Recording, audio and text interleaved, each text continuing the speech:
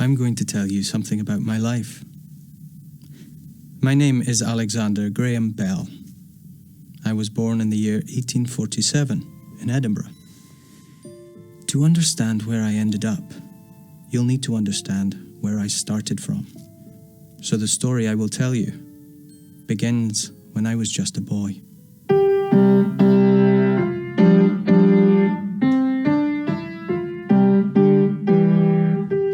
By the time I was 10 years old, my mother was almost deaf. She liked to listen to me playing the piano, although I'm not sure exactly what she heard. She would sit beside me with her hearing tube pressed to the piano and seemed to like it, even though I didn't really play that well.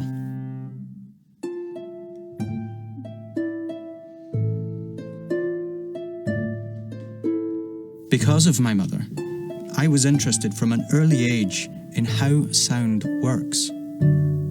I spent ages peering inside the piano, watching how, when I pressed a key, a little hammer hit some strings, making them vibrate, and I saw it was the vibration that made the sound. I think it was the vibrations, too, that Mother could pick up through her hearing tube.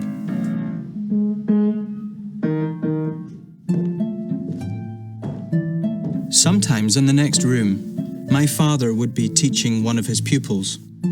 It was his job to try and help deaf people to learn to speak. He'd invented a system that helped them learn how to move their throat, tongue and lips to produce the vibrations to make the different kinds of sounds that went into speech.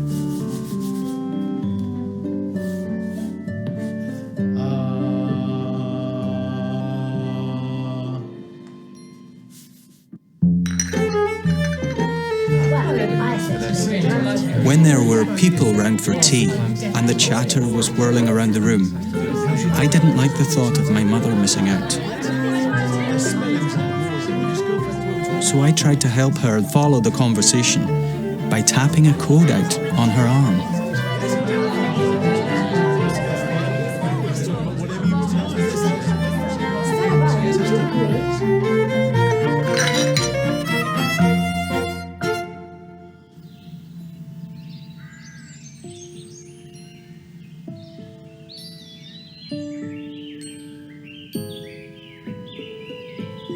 Perhaps because of my mother, I was so glad that I could hear.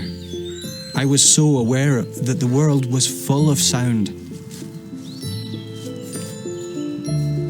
I would go out and walk sometimes just to listen, and it was like the whole world was vibrating all at once.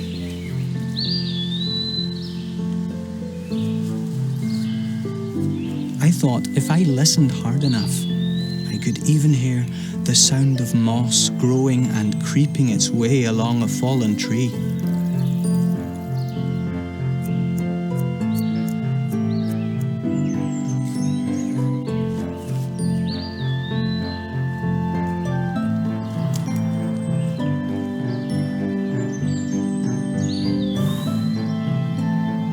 I was always tuned in to the sounds things made, and even when I grew up, I was still listening. But now I had my own ideas too, about how sound worked, and about all the things it might be possible to do with it. I was itching to try some things out, so my father set my brother Melly and I a challenge to invent a machine that could replicate the human voice.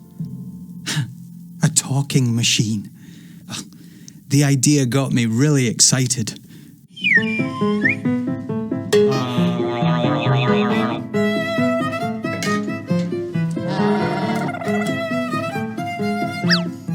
We tried to figure out what it was that made the human voice come out at all.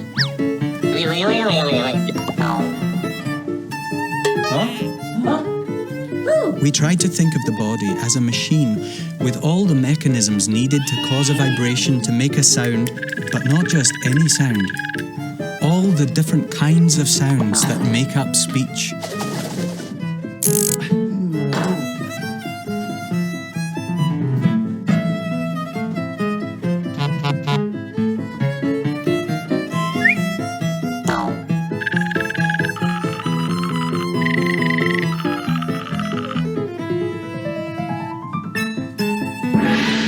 something, and it worked. Well, kind of worked.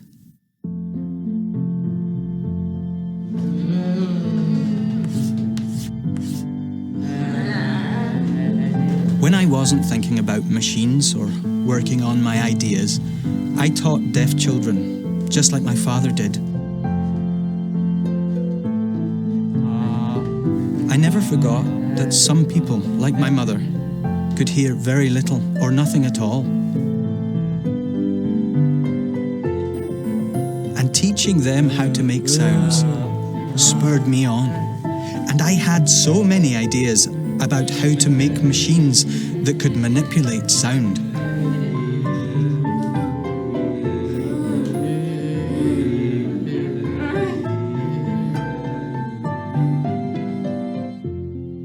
Then a chance came along for me to try out some of my ideas.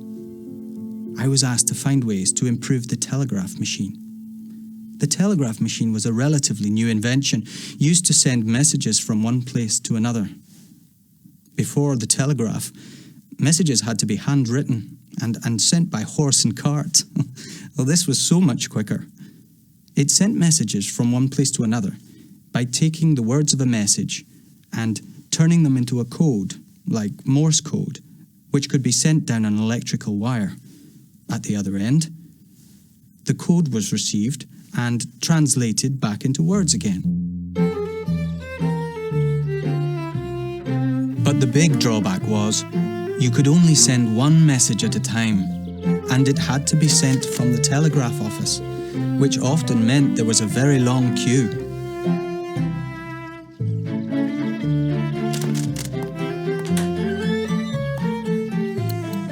And when the messages were received at a telegraph office somewhere else, they had to be printed off one at a time and delivered to the right address.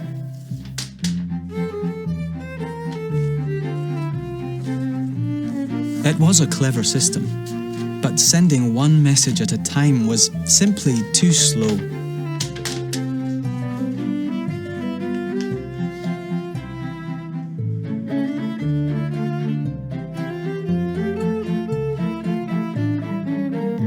I was working on how to make the telegraph machine better, but I kept coming back to a different idea.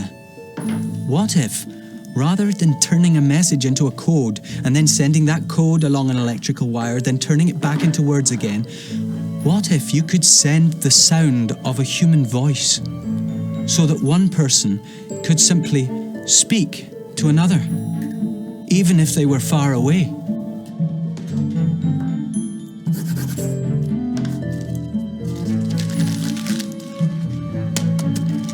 I had an idea that you could use electricity to send sound itself along a copper wire, but I wasn't quite sure how to build it. I got a man called Watson who was good with electricity to help me out. We rented 2 rooms, one next to the other, and together we came up with a contraption that might just work. It had a mouthpiece or transmitter to speak into. And then, using a dangerous liquid called acid, the sound would be turned into electricity, travel along a copper wire, and be turned back into sound again at the other end, at the receiver. We had something that we thought might work, and we got ready to try it out. But just then, at the crucial moment, "Come in here, Watson, I need you." I spilt acid on my trousers. It was burning my leg.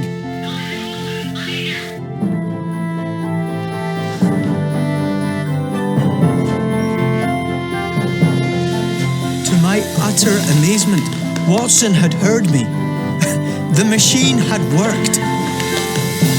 I was so excited, I almost forgot the burning sensation on my leg.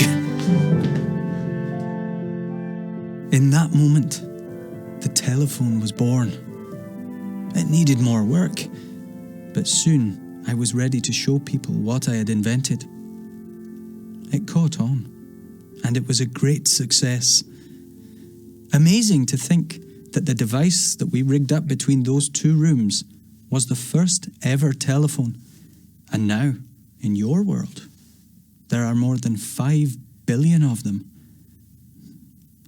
What had started with me playing piano for my mother and peering inside to see how it worked led me down a road that ended in an invention that, quite frankly, the world now simply couldn't do without.